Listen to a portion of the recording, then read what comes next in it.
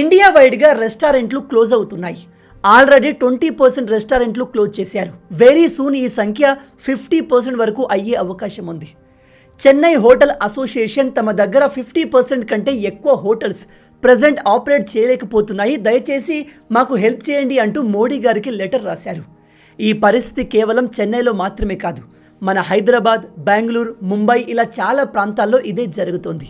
అయితే ఈ హోటల్స్ అన్నిటినీ ఇప్పుడు ఎందుకు క్లోజ్ చేస్తున్నారు అంటే ఎల్పిజి గ్యాస్ దొరకడం లేదు. మీ అందరికీ తెలుసు, ఇరాన్ ఇజ్రాయెల్ యుద్ధం స్టార్ట్ అయింది. ఈ యుద్ధం కారణంగా ఇరాన్ ఇదిగో ఈ స్ట్రైట్ ఆఫ్ హర్ముజ్ని క్లోజ్ చేసేసింది. మనకు ఇక్కడి నుంచే ఆయిల్ అండ్ ఎల్పిజి గ్యాస్ వస్తుంది.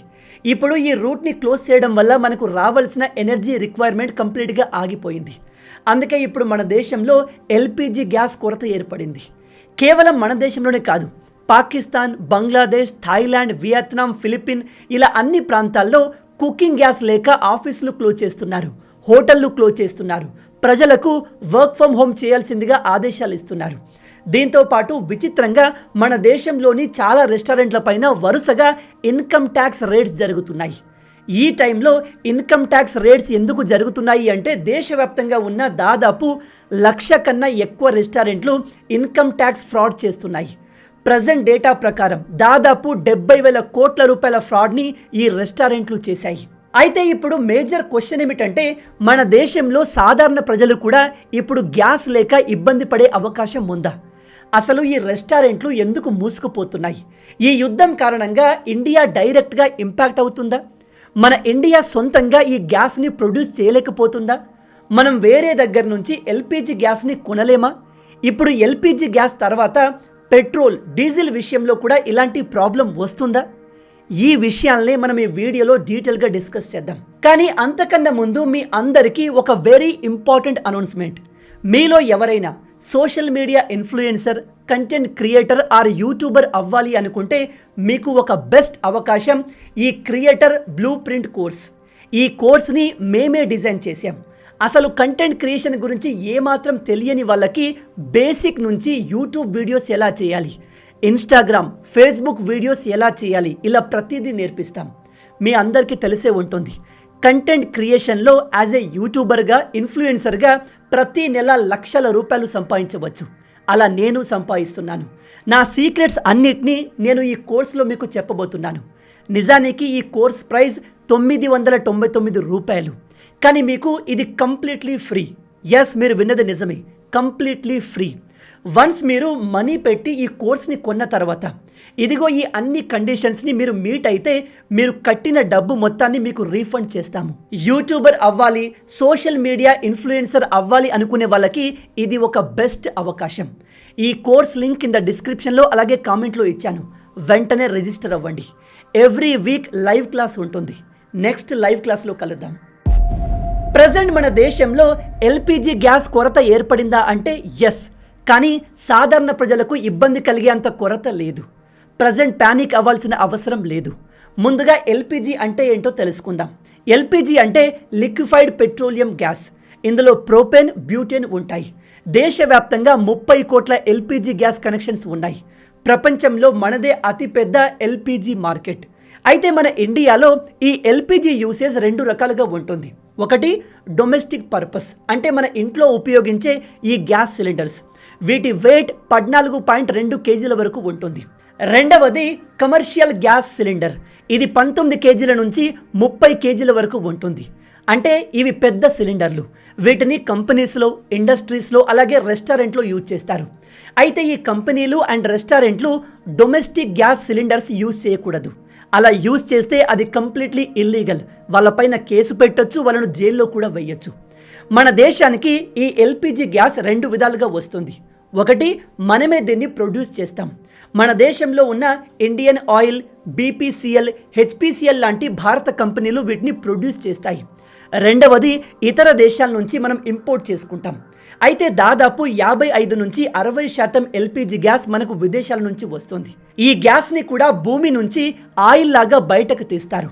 దీన్ని ప్రత్యేకంగా తయారు చేయరు. అయితే మిడిల్ ఈస్ట్ దేశాల్లో ఎక్కువగా ఆయిల్ని గ్రౌండ్ నుంచి ఎక్స్ట్రాక్ట్ చేస్తారు కాబట్టి వాళ్ళ దగ్గర ఈ గ్యాస్ ఎక్కువగా ప్రొడ్యూస్ అవుతుంది. మనం Saudi Arabia, UAE, Qatar and America నుంచి ఈ ఎల్పిజి గ్యాస్ని ఇంపోర్ట్ చేసుకుంటున్నాం. కానీ మేజర్గా మనకు ఎల్పిజి గ్యాస్ ఇదిగో ఈ గల్ఫ్ కంట్రీస్ నుంచి వస్తుంది. కానీ ఇప్పుడు ఈ గల్ఫ్ కంట్రీస్కి ఇరాన్కి మధ్య యుద్ధం జరగడంతో ఇరాన్ స్ట్రెయిట్ ఆఫ్ హార్ముజ్ని బ్లాక్ చేసేసింది. దాంతో మనకు రావాల్సిన ఈ గ్యాస్ అండ్ ఆయిల్ కూడా ఆగిపోయింది.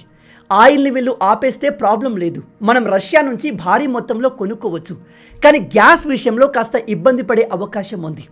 అయితే ఈ విషయాన్ని మన గవర్నమెంట్ గమనించి మన దేశంలోని ఈ ఎల్పిజి గ్యాస్ని ప్రొడ్యూస్ చేసే కంపెనీస్కి మీరు ప్రొడక్షన్ని మ్యాక్సిమైజ్ చేయండి అని ఆర్డర్ పాస్ చేసింది. దాంతోపాటు ఇంకో నోటీస్ని జారీ చేసింది. అందులో ఏముంది అంటే ఈ అడిషనల్గా ప్రొడ్యూస్ అయ్యే ఎల్పిజి గ్యాస్ మొత్తాన్ని డొమెస్టిక్ పర్పస్ కోసమే యూజ్ చేయండి, అంటే ప్రజలకు మాత్రమే సరఫరా చేయండి, ఆ తర్వాత మిగిలిన దాన్ని కమర్షియల్ పర్పస్కి యూజ్ చేయండి అని నోటీస్ ఇచ్చింది. కానీ ఈ నోటీస్ని మన దేశంలోని ఈ ఎల్పిజి గ్యాస్ డిస్ట్రిబ్యూటర్లు కాస్త మిస్అండర్స్టాండ్ చేసుకున్నారు. ఈ నోటీస్ చూసి కొంతమంది మన గవర్నమెంట్ కమర్షియల్ ఎల్పిజి గ్యాస్ని బ్యాన్ చేసేసింది అనుకున్నారు. దాంతో ఆల్రెడీ తమ దగ్గర స్టాక్ ఉన్న ఈ డిస్ట్రిబ్యూటర్లు రెస్టారెంట్లకు, కంపెనీలకు సిలిండర్స్ని డిస్ట్రిబ్యూట్ చేయడం ఆపేశారు. దాని కారణంగా దేశవ్యాప్తంగా ఉన్న రెస్టారెంట్స్లో టెన్షన్ మొదలైంది, ఒక ప్యానిక్ క్రియేట్ అయింది. ఈ రెస్టారెంట్లకు ఎల్పిజి గ్యాస్లు అందకపోవడంతో వాళ్ళు తమ బ్రాంచెస్ని క్లోజ్ చేయాల్సి వచ్చింది. అలాగే తమ మెనూస్ని కూడా మార్చాల్సి వచ్చింది. అంటే ఎక్కువగా గ్యాస్ ఖర్చు అయ్యే ఫుడ్ని వీళ్ళు కంప్లీట్గా మెనూ నుంచి తొలగించడం మొదలుపెట్టారు. అలాగే డిఫరెంట్ ఏరియాస్ నుంచి హోటల్ అసోసియేషన్స్ సెంట్రల్ గవర్నమెంట్కి మమ్మల్ని కాపాడండి, మాకు ఎల్పిజి గ్యాస్ని ప్రాపర్గా డిస్ట్రిబ్యూట్ చేయండి అంటూ లెటర్స్ కూడా రాశాయి. అందుకే సెంట్రల్ గవర్నమెంట్ స్వయంగా ఈ విషయం పైన క్లారిటీ ఇచ్చింది. ఏమని అంటే, మేము కమర్షియల్ ఎల్పిజి గ్యాస్ని డిస్ట్రిబ్యూట్ చేయడం బ్యాన్ చేయలేదు, కేవలం మన ఇండియాలో ప్రొడ్యూస్ అయ్యే ఎక్స్ట్రా ఎల్పిజిని డొమెస్టిక్ యూసేజ్కి వాడాలి, ప్రజలకు ఫస్ట్ ప్రయారిటీ ఇవ్వాలి అని మాత్రమే చెప్పాము అని క్లారిటీ ఇచ్చింది. ఇక్కడ గవర్నమెంట్ ఎక్కడా కూడా దేశంలో ఎల్పిజి గ్యాస్ షార్టేజ్ ఉంది అని చెప్పలేదు. కానీ ఈ యుద్ధం కారణంగా ప్రజల్లో ఎల్పిజి గ్యాస్ లేదేమో అని ప్యానిక్ స్టార్ట్ అయింది. ఆ ప్యానిక్తో ప్రజలు తమ దగ్గర ఎక్కువగా స్టాక్ పెట్టుకుందాము అని గ్యాస్ సిలిండర్స్ని బల్క్లో బుక్ చేసే అవకాశం ఉంది. అలాగే బ్లాక్ మార్కెట్లో కూడా వీటిని ఎక్కువ రేటుకు అమ్మే అవకాశం ఉంది. అందుకే దీనికోసం సెంట్రల్ గవర్నమెంట్ ఒక కొత్త అడ్వైజరీ జారీ చేసింది. అదే 25 days ఇంటర్ బుకింగ్ పీరియడ్. దీని ప్రకారం ఇకపై డొమెస్టిక్ యూజర్లు, అంటే మనం ఒక గ్యాస్ బుక్ చేసిన తర్వాత 25 రోజుల వరకు ఇంకోటి బుక్ చేయలేము. గుర్తుపెట్టుకోండి, గవర్నమెంట్ ఈ రూల్ని తీసుకువచ్చింది అంటే గ్యాస్ షార్టేజ్ ఉంది అని కాదు.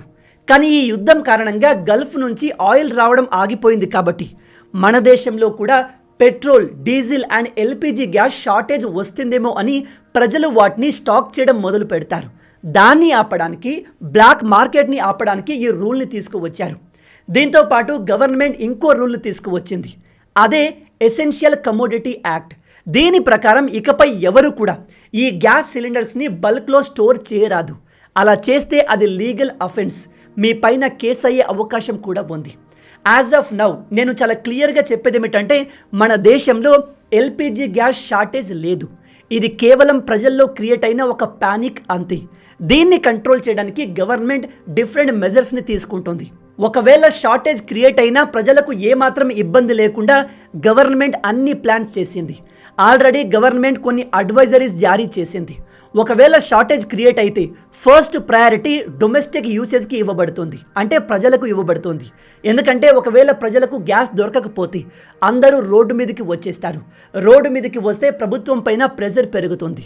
అందుకే వాళ్ళు అటువంటి సిచ్యువేషన్ రాకుండా అన్ని ప్రయత్నాలు చేస్తున్నారు. అండ్ ఇంకోటి, మన దేశానికి ఈ ఎల్పిజి గ్యాస్ని ఇంపోర్ట్ చేసుకోవడానికి ఆల్టర్నేట్ సోర్సెస్ కూడా చాలా ఉన్నాయి. మిడిల్ ఈస్ట్ కాకపోతే మనం అమెరికా నుంచి కొనొచ్చు, రష్యా నుంచి కూడా ఇంపోర్ట్ చేసుకోవచ్చు. ఈవెన్ ఆస్ట్రేలియా, కెనడా కూడా మనకు ఆఫర్ చేస్తున్నాయి. మొత్తంగా ఎల్పిజి గ్యాస్ విషయంలో ఇప్పుడే వర్రీ అవ్వాల్సిన అవసరం లేదు. పెట్రోల్, డీజిల్ విషయంలో కూడా గవర్నమెంట్ దానికి తగ్గట్టుగా ప్లాన్ చేస్తుంది. రష్యా ఆల్రెడీ మనకు ఇంతకు ముందులాగా భారీ మొత్తంలో ఆయిల్ ప్రొవైడ్ చేయడానికి రెడీ అయిపోయింది. సో మనకు ఈ ఎనర్జీ క్రైసిస్ రాకపోవచ్చు. ఇక మనం ఇన్కమ్ ట్యాక్స్ రైడ్ గురించి మాట్లాడితే, గత కొన్ని రోజులుగా దేశవ్యాప్తంగా ఉన్న పెద్ద పెద్ద రెస్టారెంట్స్ పైన ఇన్కమ్ ట్యాక్స్ రేట్స్ జరుగుతున్నాయి. ఎందుకంటే ఈ రెస్టారెంట్లు ట్యాక్స్ ఎగ్గొడుతున్నాయి, పెద్ద స్కామ్ని చేస్తున్నాయి. జనరల్గా మనం రెస్టారెంట్లో ఫుడ్ తినడానికి పోతే 2 విధాలుగా పేమెంట్ చేస్తాం. ఒకటి ఆన్లైన్ పేమెంట్. ఆన్లైన్ పేమెంట్లో ఎటువంటి మ్యానిపులేషన్ చేయడానికి రాదు, ఎందుకంటే అదంతా డిజిటల్ ఫామ్లో ఉంటుంది. 2 ఆఫ్లైన్ పేమెంట్. మనం వాళ్ళకు క్యాష్ ఇస్తే వాళ్ళు మనకు రిసిప్ట్ ఇస్తారు. అయితే ఈ హోటల్స్లో ఎంత బిజినెస్ జరిగితే దానిపైన కొద్ది అమౌంట్ని జీఎస్టీగా గవర్నమెంట్కి పే చేయాలి. అందుకే రెస్టారెంట్లు ఏం చేస్తున్నాయి అంటే ఆన్లైన్ పేమెంట్ చేసిన దాన్ని మార్చలేము కాబట్టి దాన్ని బిజినెస్గా చూపించి ఆఫ్లైన్లో జరిగిన బిజినెస్ మొత్తాన్ని డిలీట్ చేస్తున్నారు. అంటే ఆ బిల్స్ని డేటాని గవర్నమెంట్కి సబ్మిట్ చేయట్లేదు. ఇలా దేశవ్యాప్తంగా 170,000 రెస్టారెంట్లు చేస్తున్నాయి. ఇలా మేజర్గా బెంగళూరులో ఎక్కువగా జరుగుతుంది. ఆ తర్వాత చెన్నైలో, హైదరాబాద్లో, ముంబైలో కూడా జరుగుతుంది. గవర్నమెంట్కి ఈ హోటల్స్ నుంచి వచ్చే ట్యాక్స్ రెవెన్యూ అంటే జీఎస్టీ రెవెన్యూ భారీగా తగ్గిపోయింది. అలా ఎందుకా అని ఇన్వెస్టిగేట్ చేస్తే వీళ్ళ మోసం మొత్తం బయటపడింది. దీన్ని రెస్టారెంట్ వాళ్ళు ఎంత ప్లాన్డ్గా చేస్తున్నారు అంటే రెస్టారెంట్లో బిజినెస్ మొత్తాన్ని మేనేజ్ చేయడానికి కొన్ని సాఫ్ట్వేర్స్ ఉంటాయి. అందులో నుంచే బిల్స్ జనరేట్ చేస్తారు, అందులోనే మెనూని అప్డేట్ చేస్తారు. ఎవ్రీథింగ్ ఆ సాఫ్ట్వేర్లో ఉంటుంది. ఈవెన్ ఆ రెస్టారెంట్లో ఉండే POS అంటే ఇదిగో ఇలాంటి బిల్లింగ్ మిషన్లు ఆ సాఫ్ట్వేర్తో కనెక్ట్ అయి ఉంటాయి. అయితే ఈ సాఫ్ట్వేర్ కంపెనీలు రెస్టారెంట్ ఓనర్లకి మీరు ఆన్లైన్ ద్వారా జరిగిన బిజినెస్ని బిజినెస్ లాగా చూపియండి, ఆఫ్లైన్లో కలెక్ట్ చేసిన డబ్బు మొత్తాన్ని మీరే ఉంచుకోండి, దాన్ని గవర్నమెంట్కి సబ్మిట్ చేయకండి, దానివల్ల మీకు చాలా ట్యాక్స్ డబ్బులు మిగులుతాయి అనే ఐడియాస్ని ఇస్తున్నాయి. ఇలాంటి ఒక యాప్ పేరే పేట్ పూజ. ఇది అహ్మదాబాద్కి చెందిన యాప్. అయితే ఈ యాప్ని ప్రజెంట్ 1,00,000 కన్నా ఎక్కువ ఇండియన్ రెస్టారెంట్లు యూజ్ చేస్తున్నాయి. ఇలాంటి యాప్ల ద్వారానే ఈ రెస్టారెంట్లు ఇప్పటి వరకు దాదాపు 70,000 కోట్లకు పైగా ట్యాక్స్ స్కామ్ని చేశాయి. దీన్ని ఆపడానికి మన ఇన్కమ్ ట్యాక్స్ డిపార్ట్మెంట్ దేశవ్యాప్తంగా అన్ని రెస్టారెంట్లపైన రేడ్ చేస్తుంది. మళ్ళీ చెప్తున్నాను, యాజ్ ఆఫ్ నౌ మన దేశంలో LPG, పెట్రోల్, డీజిల్ ఎటువంటి ఎనర్జీ సోర్స్ యొక్క షార్టేజ్ లేదు. కాబట్టి ప్యానిక్ అవ్వాల్సిన అవసరం లేదు. ఒకవేళ LPG గ్యాస్ షార్టేజ్ ఏర్పడ్డా డొమెస్టిక్ యూసేజ్లో అంటే ప్రజలకు ఎటువంటి ఇబ్బంది లేకుండా గవర్నమెంట్ చూసుకునేందుకు అన్ని రకాల ప్లాన్స్తో రెడీగా ఉంది. మొత్తంగా ఇవే ఈ వీడియోకి సంబంధించిన పూర్తి విషయాలు. ఈ వీడియో మీకు నచ్చింది అనుకుంటున్నాను. నచ్చితే అలా ఊరికే చూసి వెళ్ళిపోకుండా వీడియోని లైక్ చేయండి. అండ్ ఈ విషయాలు 10 మందికి తెలిసేలా వీడియోని షేర్ చేయండి. అండ్ చివరగా మీరు ఒక కంటెంట్ క్రియేటర్ ఆర్ యూట్యూబర్గా మారి ప్రతి నెల లక్షలు సంపాదించాలి అనుకుంటే ఈ కోర్స్ మీకు ఒక బెస్ట్ ఆపర్చునిటీ. ఇంట్రెస్ట్ ఉన్న వాళ్ళు వెంటనే జాయిన్ అవ్వండి. ఆర్ ఇంట్రెస్ట్ ఉన్న వాళ్ళతో ఈ వీడియోని షేర్ చేయండి. నెక్స్ట్ వీక్ లైవ్ క్లాస్లో కలుద్దాం. ఈ కోర్స్ లింక్ కింద డిస్క్రిప్షన్లో అలాగే కామెంట్లో ఇచ్చాను. రాబోయే వీడియోలో ఇంకో ఇంట్రెస్టింగ్ టాపిక్తో మళ్ళీ కలుద్దాం. అంటిల్ దెన్, జై హింద్, జై భారత్, భారత్ మాతా కీ జై.